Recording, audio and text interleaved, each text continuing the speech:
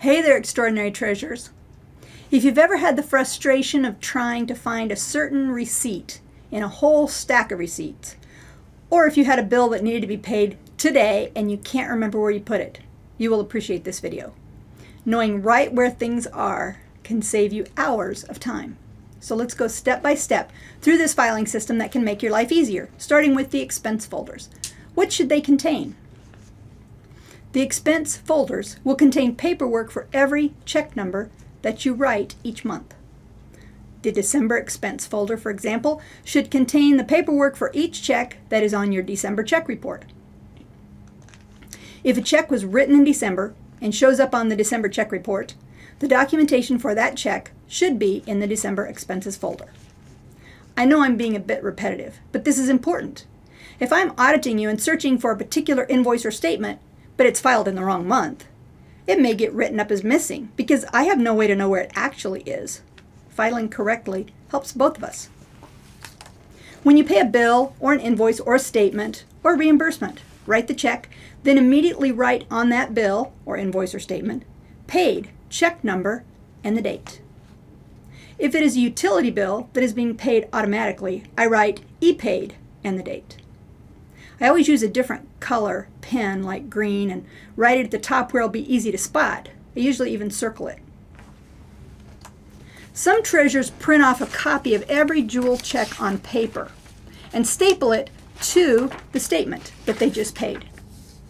That works if you want to do it that way, but just know that if you are short on long-term storage space, you are increasing the amount of records to be stored with each page you add. And these pages add up. This page will be kept for 6 years.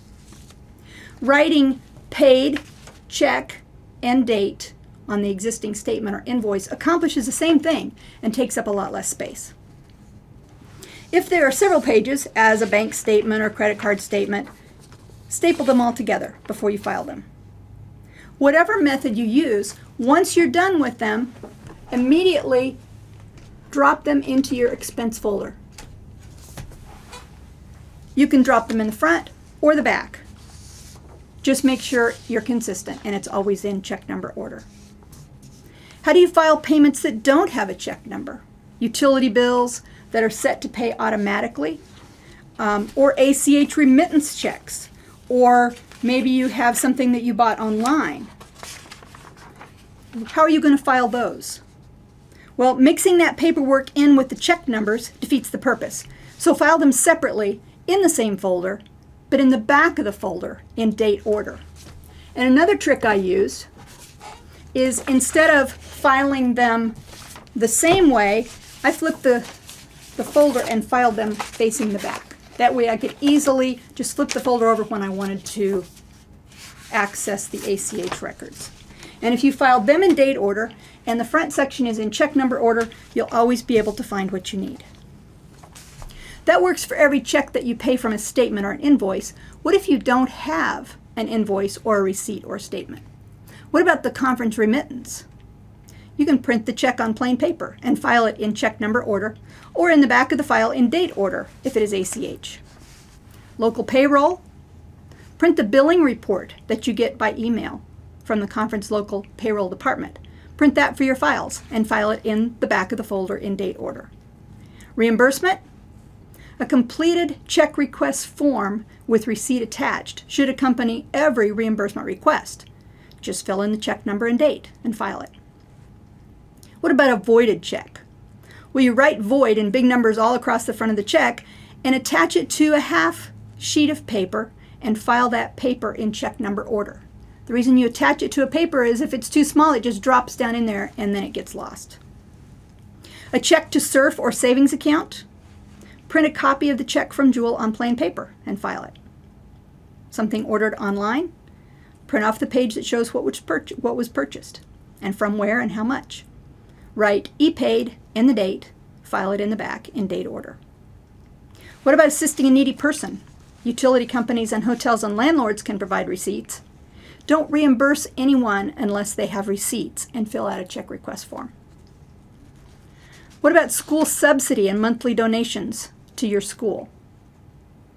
You can print off a copy of the financial summary for that month, showing the ending balance before you write the check, Circle the amounts that are added together to equal a check and file it. What if you have a cleaning person or a ministry leader who is paid as an independent contractor? If they're being paid as an independent contractor, they're supposed to provide a monthly statement or invoice in order to be paid, even if it's handwritten from a simple receipt book. It should have their name, the date, and the date range that you are paying, as well as the amount. So you can write the check, mark their invoice with paid, check, and date before filing in date order. Debit card receipts. Every small loose receipt that represents a debit card payment should be attached in order to a debit card activity report that is filled out monthly by the holder of that debit card, even if it's you. Those forms are available on request. If the receipts are randomly dropped into the expense folder, you won't be able to find them when they're needed. All the debit card reports for the month can be stapled together with the debit account bank statement and filed in the bank statement folder. What about credit card receipts? Very similar. The holders of each card should fill out a credit card activity report and attach each receipt to it in order. Then all the activity reports will be stapled to that month's credit card statement and filed in the front of the expense folder if it's paid by check, or in the back if it's auto-paid through your bank.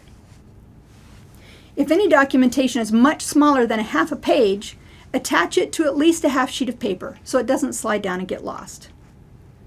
Every payment documented every month. It actually takes longer to tell you about it than it actually does to do it. But there's one more thing. In order to minimize your need for storage, get rid of all unnecessary items from the expense file, like extra pages in utility bill, advertising, envelopes don't need to be in there. And you get these receipts. This is an actual purchase, and this is what they gave me with it. You don't need to put all this in your file. In fact, even the Walmart receipt, as long as you have the total and you have the date, you can cut off quite a bit of all the receipts, and that cuts down on your storage space.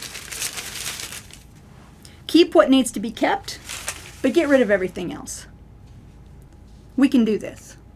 In the next video, we'll go over the contents of the deposit folders.